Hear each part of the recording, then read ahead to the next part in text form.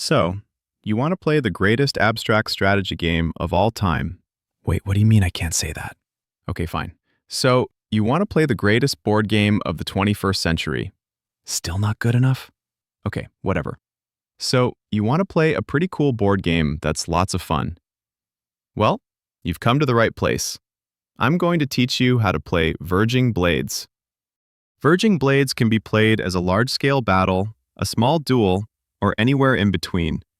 In this video, I'm going to be going over how to play a two-team game.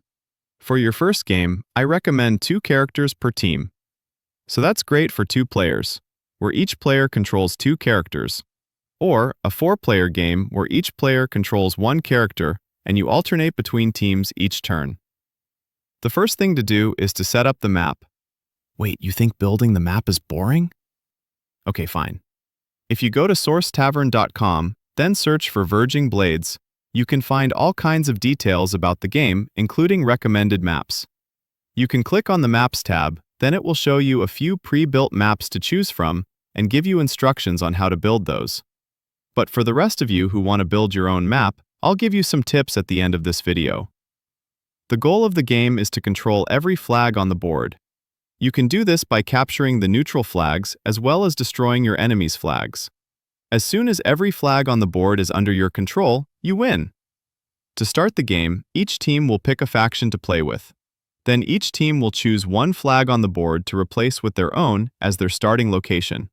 Each player will then, in turn order, choose and place a character adjacent to their flag and its corresponding weapon next to it. Repeat this until all characters are placed on the board. Then, you're ready to start. On your turn, you will take one of 5 basic actions with each of your characters. If you are controlling multiple characters, it doesn't matter which order you take your actions in. But each character only takes 1 action. The first action is your basic movement. You can move to any empty adjacent space. An adjacent space is any hex that is 1 space away and no more than 1 space higher. There is no limit for lower spaces, so you can always go down, but only up 1 space at a time. Additionally, if you started adjacent to your weapon piece, you may then move it to an adjacent space as well. You cannot move into an already occupied space. The only exception to this is that character's own weapon. You can move to where your weapon is and then place your weapon in an adjacent space. Think of it like this. If you're adjacent to your weapon, you first pick it up, then move, then set it back down. Note that you cannot move your character onto water. Without a special ability, you can't swim, but you can place your weapon on water spaces. The next ability allows you to move your weapon adjacent to you, no matter where it is on the board. Even if it's completely off the board, you can get your weapon back without moving your character. Next is using one of your weapon abilities. This is how you will attack, and many characters have special movement abilities as well. But because this depends on each character, I'll leave this one for last. So next is capturing a flag.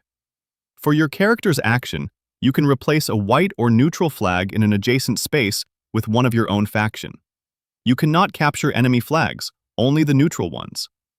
And then finally, we have respawning at a flag.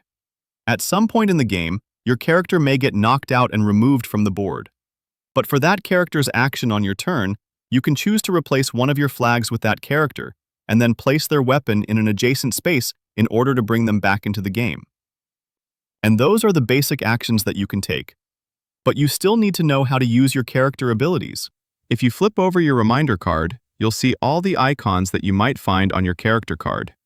This is your character card. This shows the flag of the faction it belongs to, and here you see your character piece and its weapon piece. When you use a weapon ability, you'll choose one of the abilities on your character card to complete. Each character has unique abilities that allows it to attack in a unique pattern, as well as other special movements. The first thing with using an ability is making sure you are in the correct starting position. Most abilities just require having your weapon next to you, like this. But some abilities may have different starting positions that you need to set up before you can use the ability. And some abilities may not reference the position of some of your pieces, in which case it doesn't matter. It doesn't even need to be on the board. There are also additional requirements where you can use your ability based off of these icons.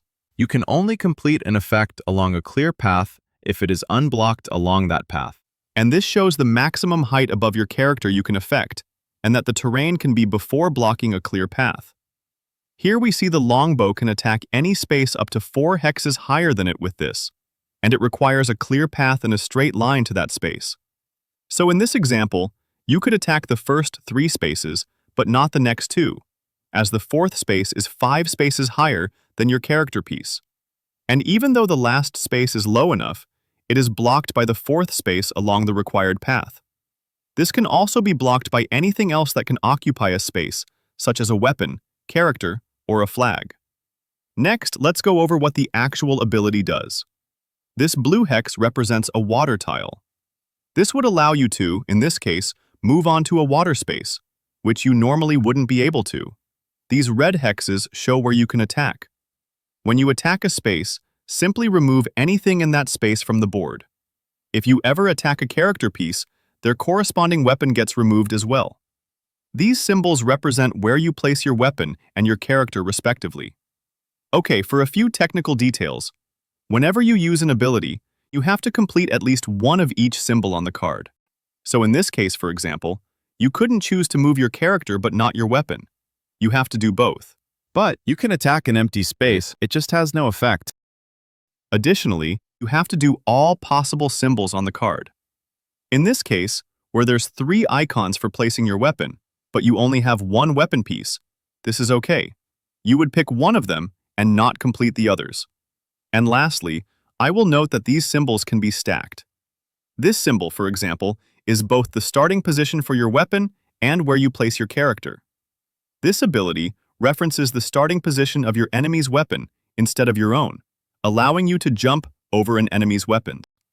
Or in this case, where it also shows where you place your enemy's weapon, allowing you to move your enemy's pieces instead of your own. So to recap, the goal is to control all the flags on the board. On your turn, you'll take one of these 5 basic actions with each of your characters, so you can capture the neutral flags and destroy your enemies. And that's basically it. Now you know how to play Verging Blades. Thanks for watching. What do you mean that's not it?